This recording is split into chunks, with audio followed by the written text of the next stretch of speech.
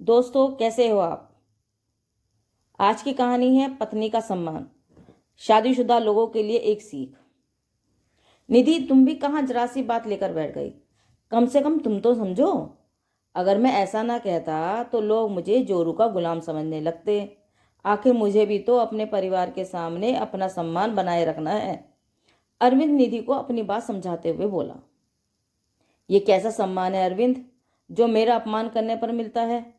मेरे सम्मान की जिम्मेदारी किसकी है फिर। कितनी घटिया सोच है तुम्हारी।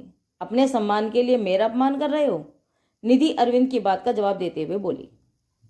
यार, तुम औरतों की यही तो समस्या है। छोटी सी बात को रबड़ की तरह खींचकर लंबा कर देती हो। ऐसा क्या कह दिया मैंने। सिर्फ इतना ही तो कहा था कि बिना मेरी इजाजत के घर के बाहर कदम नहीं रखोगी। पति होने के नाते क्या मैं तुमसे इतना सा भी नहीं कह सकता। अरविंद अपनी बात को सही ठहराते हुए बोला। अच्छा, सिर्फ इतना ही कहा था। निधि ने प्रश्न भरी नजरों से अरविंद की तरफ देखा, पर निधि का को जवाब देने की जगह वो दूसरी तरफ मुंह करके सो गया। इस बार अरविंद निधि को जवाब देने के मूड में नहीं था, क्योंकि वो जानता था कि वो गलत है। लेकिन निधि उसकी आंखों से तो नींद कोसों दूर थी। कितनी बुरी तरह से लताड़ा था अरविंद ने उसे, जैसे उसका कोई अस्तित्व ही ना हो।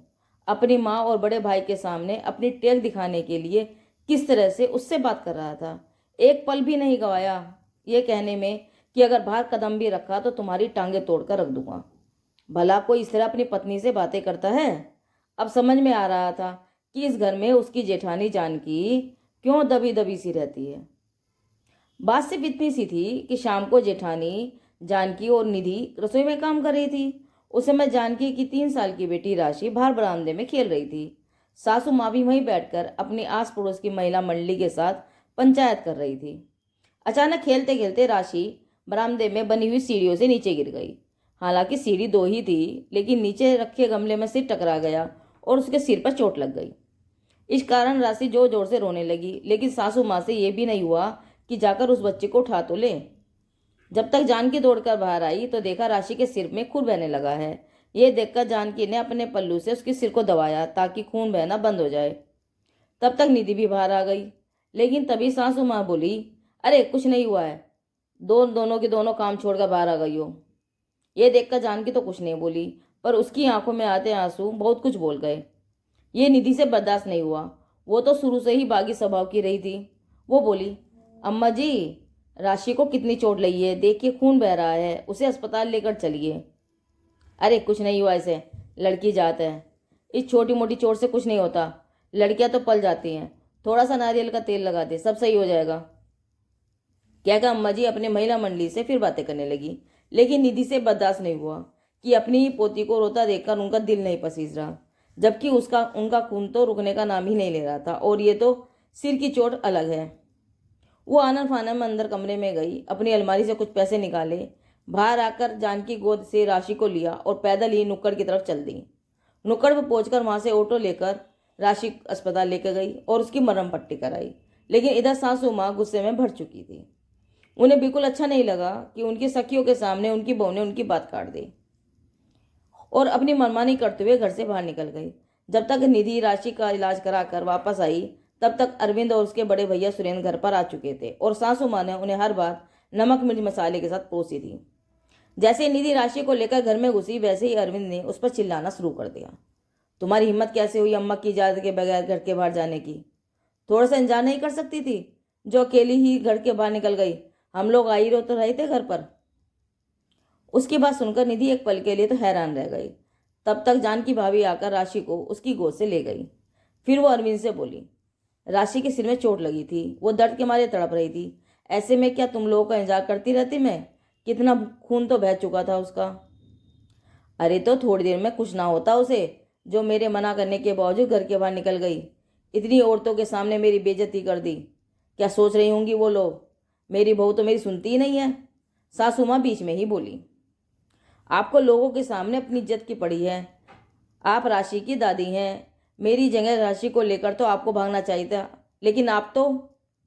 बस करो तुम, बराबर अम्मा को जवाब दिए जा रही हो। खबरदार मेरी जायज के बाहर, घर के बाहर कदम रखा तो टांगे तोड़ के रख दूंगा तुम्हारी। औकात में रहना। अचानक अरविंद जोर से चिल्लाया। निधि हक्की बक्की से उसे देखती रह गई। अरविंद का ये रूप तो शादी के 3 महीने में कभी उसने देखा ही नहीं था। मानती थी कि यह परिवार रूढ़िवादी था। सासू माँ को पोती पसंद नहीं थी क्योंकि वो घर में पहला बच्चा पोता ही चाहती थी, लेकिन कभी राशि ने से उसका खास लगाव नहीं रहा। पर इस बात तरह की भाषा भी परिवार के अलग बोलते हैं, उसे यकीन नहीं हो रहा था। अब खड़ी खड़ी देख क्या रही हो, जाओ अंदर, अरविंद दोबारा चिल्लाकर बोला। निधि को कुछ नहीं सूझा तो वो चुपचाप अंदर चली गई। सासू माँ ने इसे अपनी जीत समझी और तनकर सोफे पर जाकर बैठ गई। अब निधि ने इस बारे में अरविंद से कमरे में बात की तो अरविंद का जवाब सुनकर वो हैरान रह गई। मतलब उसका अपमान करके अरविंद को घर में बड़ा सम्मान मिल रहा था। खैर सोचते सोचते काफी देर बाद निधि की नींद लग गई। अब रात भर ढंग से सोई ना हो तो सुबह कहाँ से जल्दी उठती। सुबह उठने में से देर हो गई। बस इसी बात को सासू माँ ने पकड़ लिया और जोर जोर से चिल्लाने लगी। उनकी आवाज़ सुनकर अरविंद हड़बड़ाकर उठा। निधि को पास में सोता देखकर उसे झकझोर कर उठा दिया। अरे जल्दी उठो, अभी तक सो रही हो। निधि हड़बड़ाकर उठी और फटाफट कमरे के बाहर निकली। उसे देखते ही सासू माँ बोली, देखा कैसे जानबूझकर आज महारानी उठी ही नहीं। घर में तो नौकर चाकर लगे हैं ना, जो आकर घर का काम कर जाएंगे।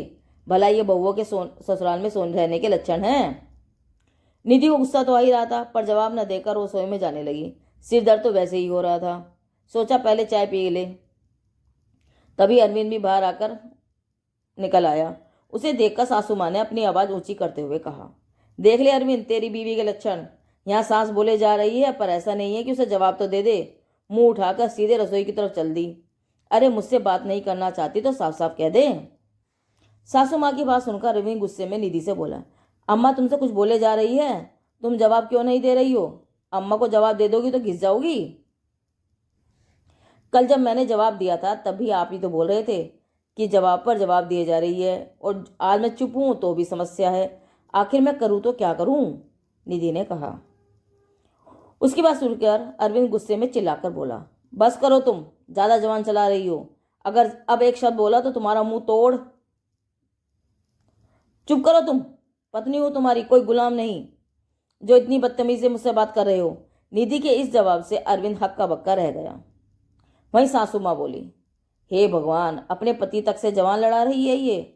तेरी ऐसी हैसियत है तेरी बीवी के सामने जो सबके सामने तुझसे जवाब दे रही है। सासू माँ अरविंद को सुनाते हुए बोली। तर अरविंद निधि से बोला, तुम पत्नी हो मेरी, मेरे सम्मान की जिम्मेदारी तुम्हारी है। तुम इस तरह से सबके सामने मेरा अपमान कैसे कर सकती हो? अच्छा, तुम सबके सामने मेरी बेइज्जती करते रहो, अपने सम्मान के लिए मेरा अपमान करते रहो, और मुझसे उम्मीद करते हो कि मैं सबके सामने गूंगी गुड़िया बनकर तुम्हारी इज्जत बनाए रखूं। इज्जत दोगे तो इज्जत मिलेगी, वरना जिस तरह की भाषा तुम बोलते हो वो भाषा मुझे भी बोलनी आती है। निधि के इस जवाब से सब लोग हैरान रह गए। हालांकि इसके बाद अरविंद की हिम्मत नहीं हुई कुछ कहने की, क्योंकि निधि बराबर जवाब दिए जा रही थी।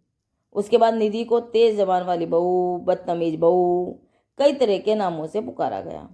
पर क्या फर्क पड़ता है, कभी कभी अपनी इज्जत के लिए बेशर्म तो बनना ही पड़ता है। दोस्तों, कहानी पसंद आई है तो कहानी को लाइक करें और चैनल को सब्सक्राइब करें। धन्यवाद।